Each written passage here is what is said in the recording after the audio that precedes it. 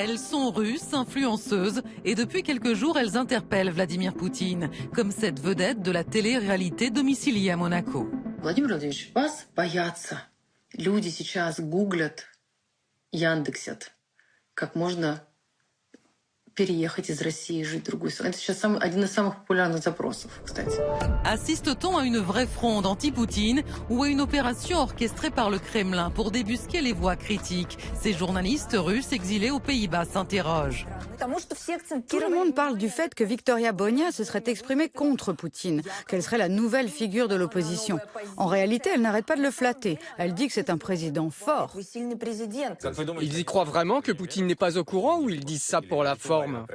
Le Kremlin n'a pas condamné la vidéo. Il dit prendre en compte les critiques adressées par le peuple, notamment celles sur les fréquentes coupures Internet. Censées réduire le risque d'attaque de drones ukrainiens, ces restrictions tapent sur les nerfs des Russes depuis des semaines. On a l'impression d'avoir été téléporté 20 ans en arrière. Et cette grogne se ressent dans les sondages d'opinion. La cote de confiance de Vladimir Poutine fléchit sur fond d'activité économique au ralenti. Il l'a lui-même reconnu la semaine dernière pour la première fois. Les statistiques montrent que la croissance économique est malheureusement en baisse depuis 2 mois consécutifs. La guerre en Ukraine pèse sur l'économie russe, d'autant qu'après 4 ans de conflit, la ligne de front semble figée. Des Russes n'hésitent plus à confier leur lassitude. Nous attendons tous avec la plus grande impatience que cette affaire profondément fratricide prenne fin. Nous l'attendons vraiment. Alors, entre le conflit en Ukraine qui s'éternise, le déclin économique et la censure sur Internet, le système Poutine est-il en train de vaciller? L'homme fort de Moscou donnerait-il des signes de faiblesse?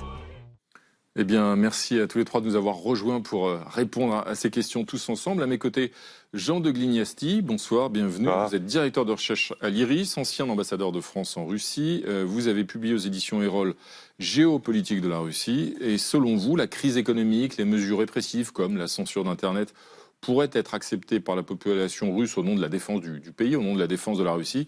Mais si la Russie ne gagne pas la guerre, évidemment, ces mesures n'ont plus de sens. À vos côtés, Clémentine Fauconnier, bonsoir. Bonsoir. Bienvenue, vous êtes maîtresse de conférences en sciences politiques à l'université de Haute-Alsace, spécialiste de la politique russe.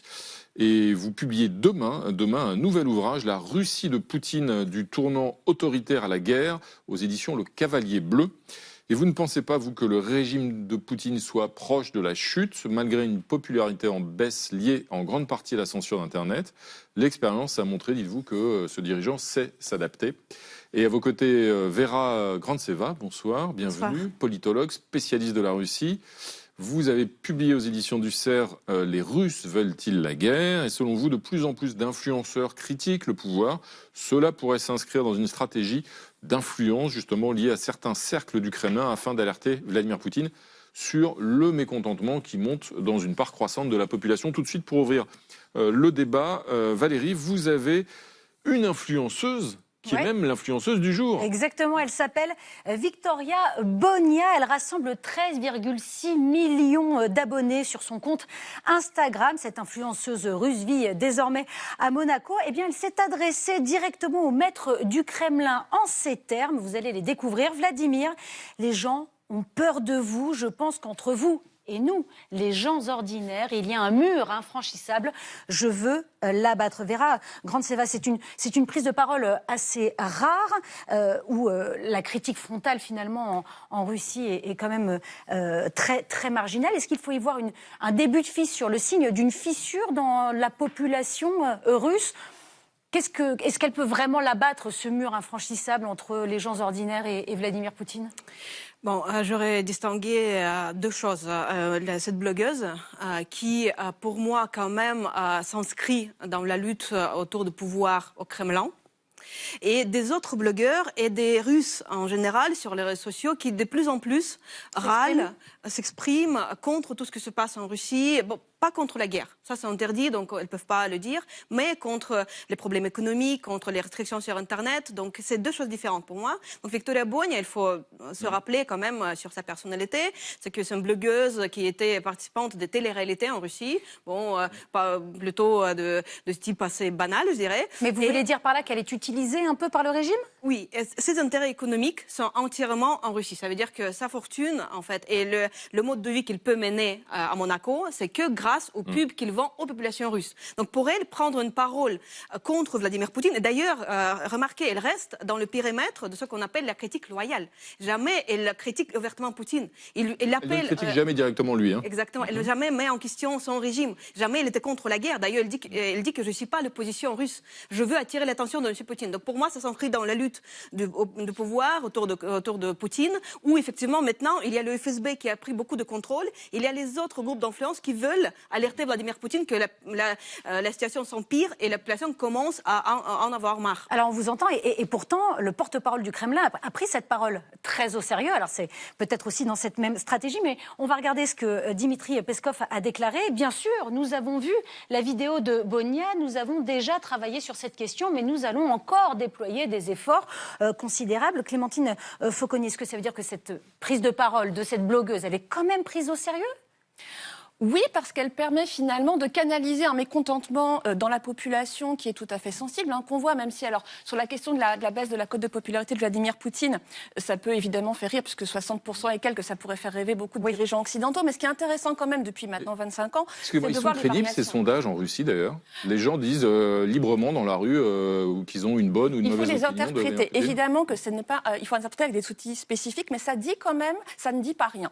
Surtout, je dirais, les variations. C'est-à-dire que les moments où la cote de popularité de Vladimir Poutine chute, par exemple au moment de la réforme de retraite en 2018, ça correspondait vraiment à une réalité. Et donc là, le Kremlin a tout à fait perçu le mécontentement de la population. Et donc, alors le degré de mise en scène, il est toujours difficile à évaluer. Mais en tout cas, le fait que ce soit porté pour l'essentiel par une actrice comme Victoria Bonia, ça permet justement, dans un registre qui reste extrêmement légitimiste, comme ça vient d'être dit, qui distingue bien Vladimir Poutine de son entourage, à la fois de mettre en scène le mécontentement et de montrer que sur un sujet qui n'est pas forcément le sujet le plus chaud, à savoir la guerre en Ukraine, il y a des possibilités d'adapter à la marge. Pour les réformes de la retraite, par exemple, le gouvernement avait reculé un petit peu. Jean de Glignasti, cet épisode, il permet à Vladimir Poutine d'envisager peut-être des limogeages au sein du pouvoir, de désigner des boucs émissaires. On sait qu'il y a des législatives au mois de septembre, je crois aussi. Tout à fait. Enfin, on est quand même dans un schéma très classique en Russie du bon tsar et des mauvais boyards.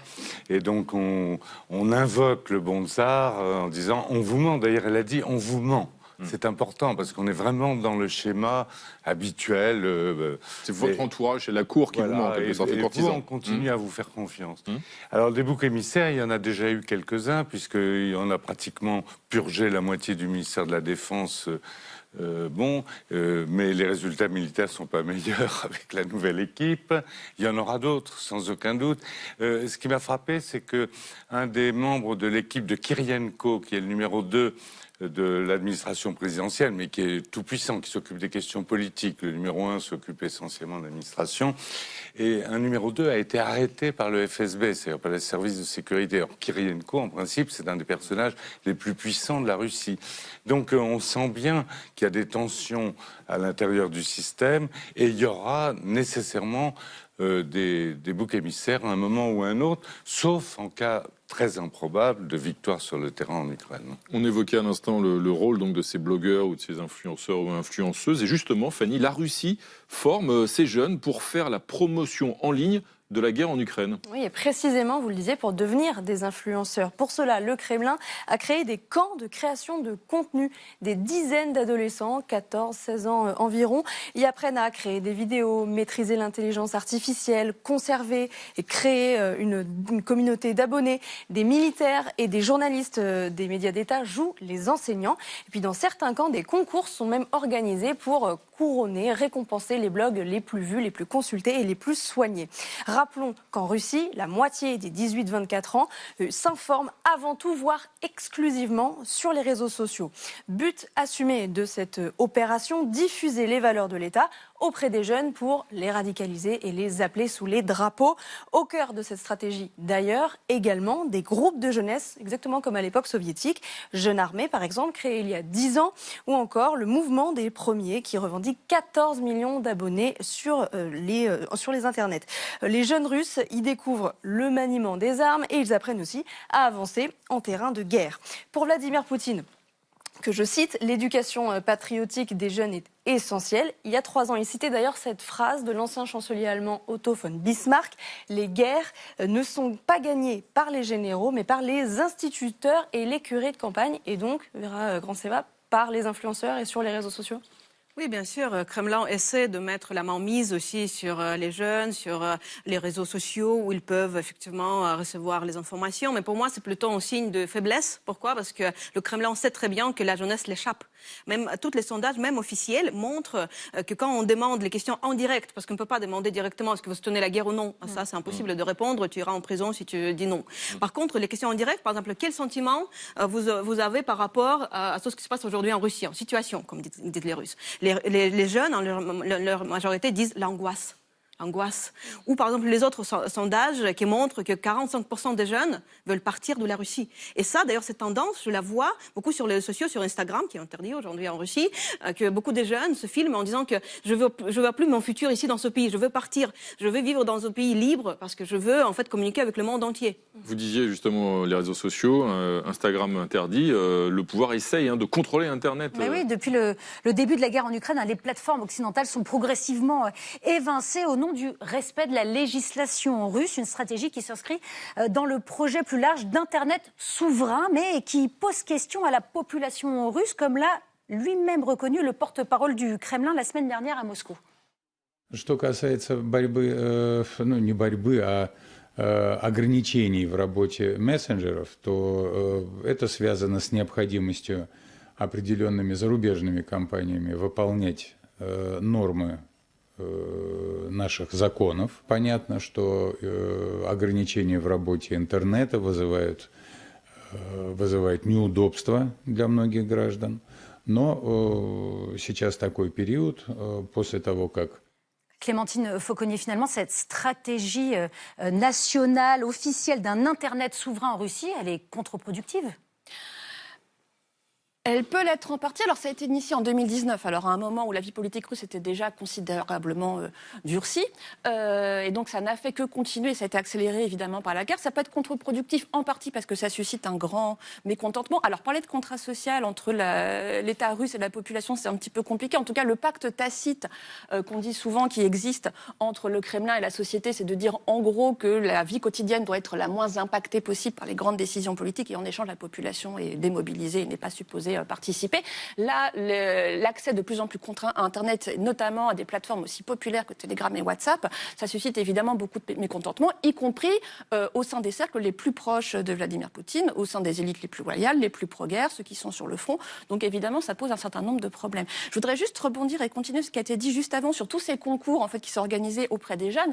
Là aussi, ça montre aussi de très grandes limites. On verra ce que l'avenir nous réserve. Mais à mon sens, c'est plutôt pour faire accepter l'idée de la guerre à la population, qu'elle supporte justement tous ces sacrifices, notamment l'idée que pour des raisons de sécurité, il faut restreindre Internet. Après, est-ce que ça aura un effet sur le recrutement ? Le sujet le plus chaud, aujourd'hui, c'est la question de la mobilisation partielle. Et là-dessus, le gouvernement aussi a reculé et a même reconnu des erreurs, ce qui n'arrive pratiquement quand même jamais. Et la très grande crainte, c'est qu'il y ait à nouveau une seconde mobilisation. Donc ça montre bien aussi quand même les très grandes limites. Oui, il y a de la communication. On fait sous-traiter à la population, aux jeunes, une partie du travail de communication. Ça fait partie de l'ADN du poutinisme depuis très longtemps. Maintenant que ça sert vraiment à recruter massivement les jeunes, je serais très surprise. Vous parliez à l'instant du front, vous l'avez évoqué. Jean de Glignasti, est-ce que justement l'interdiction de Telegram, le fait que la plateforme russe de la messagerie russe Max ne fonctionne pas très bien, est-ce que ça a un impact sur les opérations russes sur le terrain ? Est-ce qu'elles ont pâti ces opérations ? Alors oui, bien sûr. Parce que d'abord les soldats communiquent entre eux sur Telegram. Et il y a toute une communication tactique en disant attention, ils sont à 300 mètres, etc. Tout ça, ça se fait en immédiat sur Telegram. Alors, sans Starlink, parce qu'Elon Musk a supprimé Starlink, sans Telegram, déjà, il y a un inconvénient purement militaire. Il y a aussi le fait que les banques, c'est un impact économique majeur. Il y a eu une journée noire des banques. Les gens ne pouvaient plus retirer de l'argent, etc. Donc, en fait, non seulement il y a un mécontentement de la société civile, mais il y a un mécontentement des opérateurs économiques et il y a un mécontentement qu'on voit à travers les 1000 bloggers, c'est-à-dire ces bloggers militaires très nationalistes. Il y a un mécontentement au niveau des forces armées. Donc ça fait la totale. Vera Granceva, on sait en Russie combien de Russes détournent ces interdictions avec des VPN, par exemple.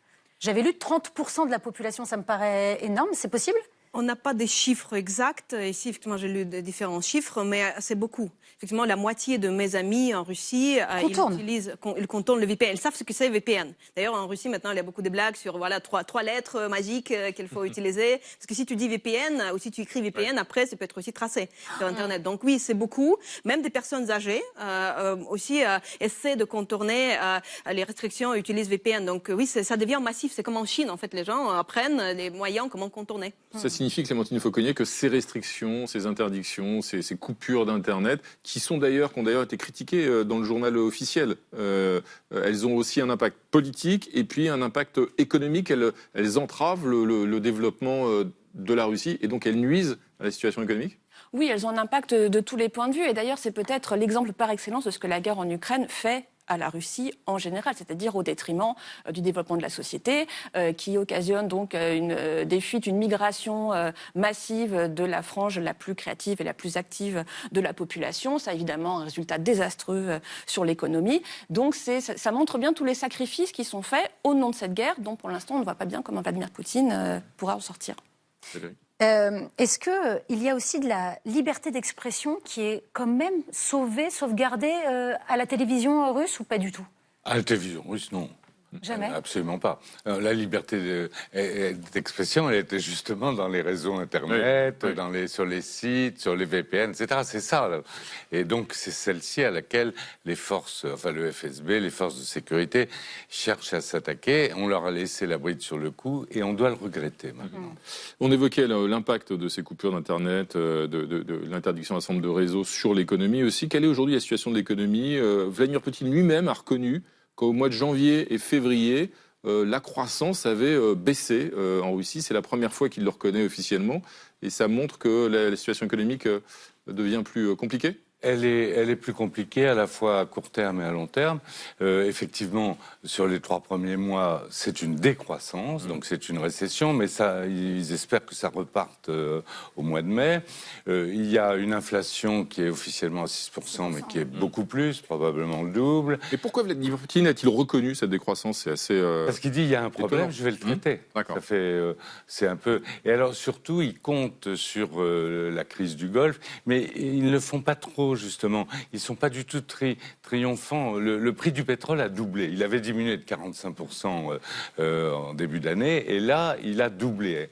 Et chaque fois, ça leur rapporte 2 milliards de dollars en plus dans le budget, mais il ne crie pas trop victoire, parce qu'il sait bien que, disons, le mouvement à long terme est négatif pour l'économie russe. Vera Granceva, est-ce que ces chiffres, dits de la bouche même de Vladimir Poutine, est-ce qu'on peut leur faire confiance, ou est-ce que finalement la situation n'est pas bien pire que ce qui est annoncé par le gouvernement russe ? Bien sûr que Vladimir Poutine minimise le problème. Néanmoins, il les admet. Parce qu'effectivement, il y a un tel déjà mécontentement en Russie qu'il faut que le guide supérieur aussi s'exprime et montre au peuple qu'il est conscient des problèmes que le peuple a tous les jours. Donc après, il faut écouter ce que Poutine a dit après, en fait.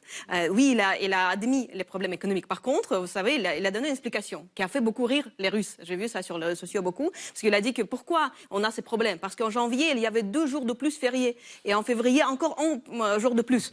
Et du du coup, beaucoup de Russes, ils se sont dit, bon, ils se moquent de nous. On sait très bien d'où viennent des problèmes russes. On sait que 40% du budget russe actuel est dépensé pour la guerre. Donc, bien évidemment que ça se fait au détriment de développement économique et du niveau de vie des Russes au quotidien. Il y a le poids de la guerre dans l'économie russe depuis maintenant plusieurs années, puis il y a aussi des sanctions qui ont été infligées par l'Union européenne. Alors, est-ce qu'elles pèsent ou pas sur la situation de l'économie russe? En tout cas, ça fait des années que l'Union européenne a infligé d'ailleurs au total une vingtaine de trains de sanctions à l'économie russe. Et le tout premier de ces trains de sanctions remonte à 2014, lorsque Vladimir Poutine s'apprêtait à annexer la Crimée. C'est notre archive du jour. Illégal, illégitime. Alors arrivés à Bruxelles ce matin, les Européens n'ont pas de mots assez durs pour dénoncer le référendum en Crimée. Autour de la table, les ministres planchent donc sur des sanctions. Elles sont décidées en fin d'après-midi. L'Europe vise 21 personnes, dont 13 oligarques russes et 8 responsables ukrainiens. Dès ce soir, leurs avoirs sont gelés et ils n'ont plus le droit de voyager dans l'Union européenne. Ce que nous visons, c'est à la fois de faire preuve de fermeté par rapport à une décision russe qui est inacceptable et en même temps d'ouvrir les voies du dialogue pour empêcher l'escalade. Clémentine Fanconi, on en est aujourd'hui au 20e paquet de sanctions. La Russie est toujours là, debout. À quoi servent ces sanctions? Ça participe quand même de la situation économique très difficile dans laquelle se trouve la Russie. Ça continue quand même aussi, d'un point de vue diplomatique, géopolitique, à montrer l'engagement, notamment de l'Union européenne, en faveur des Ukrainiens. Après, ce qui est intéressant aussi dans la situation actuelle et la façon dont Vladimir Poutine, et puis une partie là récemment au Forum économique de Moscou, il y a eu des économistes qui ont eu vraiment des discours très alarmistes sur la situation économique. Et récemment, il y a quelques jours, Poutine a reçu des oligarques. Voilà, pour leur dire qu'il fallait qu'ils contribuent. Donc là, on voit très bien aussi comment le patron du Kremlin est en train de tourner la situation en désignant de fait potentiellement des responsables, en tout cas d'où pourrait éventuellement venir la solution. En revanche, ce qui était attendu au début lors des premiers paquets de sanctions, c'était d'espérer une espèce de fissure au niveau des élites et qu'il y aurait une désolidarisation. Ça n'a pas marché. Jean de Gligny, c'est même l'inverse. Oui, ça a contribué à renforcer la solidarité. Complètement, les sanctions dont les oligarques dont les biens ont été confisqués en Europe et qui envisageaient de quitter la Russie sont venus en Russie. On leur a dit venez chez nous, vous serez protégés, etc. Pardon. Je vous en prie, non, il y a l'impact de ces sanctions sur l'économie russe et donc sur les choix des uns et des autres. Et puis, de l'autre côté, il y a le fait aussi que Vladimir Poutine vient de perdre un allié en Europe, avec la défaite de Viktor Orban en Hongrie, et l'Union européenne qui a donc débloqué, aujourd'hui même d'ailleurs, le fameux prêt de 90 milliards d'euros à l'Ukraine, qui avait été adopté au mois de décembre dernier, mais qui était bloqué jusque-là. Est-ce que ça aussi, ça change la donne sur le plan militaire d'abord, évidemment, avec la guerre en Ukraine, et puis globalement sur le paysage économique et sur la situation en Russie? Je crois que ça change la donne. Enfin, je crois que ça oblitère encore plus les chances de gagner sur le terrain, parce que l'Ukraine était un peu étranglée financièrement, et donc là, ça y est, elle a une bouée de sauvetage. Actuellement, les Russes, c'est l'offensive de printemps. Je pense que si Poutine espère que ça réussisse, mais si ça réussit pas, tous les problèmes que nous avons décrits à l'instant vont être démultipliés. Donc, il mise beaucoup sur un succès de l'offensive. Les Russes n'avancent pas sur le terrain. Ils n'avancent pas. En mars, ils n'ont pas bougé d'un centimètre. Donc les 90 milliards, ça va permettre à l'Ukraine de tenir bon. Justement, sur ce front un peu figé, en tout cas côté russe, depuis mars 2023, est-ce que ça aussi, la population le sait et peut-être ça pèse aussi sur l'opinion qu'elle a du gouvernement russe? Bon, la population ne suit pas de près tout ce qui se passe au front. Oui, la population a pris une distance avec cette guerre, donc ils juste attendent que ça se finisse. En 2024, il y avait un espoir lié, en 2025, lié au Trump. Les Russes me disaient beaucoup, attends un peu, ça va se régler dans quelques mois, voire 24 heures. Bon. C'est ce qu'avait promis Donald Trump, de faire la paix très rapidement, voire même en 24 heures. C'est pourquoi aussi les Russes ont tenu, c'est pourquoi ils n'ont pas râlé avant. Et quand ils ont vu un an plus tard, en janvier 2026, que non, Trump, c'est pas une solution, ça fonctionne pas, effectivement, ils ont commencé à être plus déçus. Et surtout, ce que je sens dans le peuple russe aujourd'hui, c'est pas qu'ils sont mécontents avec la situation économique, mais surtout qu'ils voient pas les perspectives, la porte de sortie. Ils se disent que dans tous les cas, ça va être des problèmes pour nous. Si la Russie gagne, bon, peut-être Poutine va faire d'autres guerres, donc ça va être sans fin. Si on perd, on va être une nation défaite, c'est très humiliant, et on va surtout payer les réparations à un pays qu'on a bombardé pendant 4 ans. Donc c'est un désespoir qui s'installe profondément en Russie aujourd'hui. Merci à tous les trois d'être venus débattre ce soir sur le plateau de 28 minutes.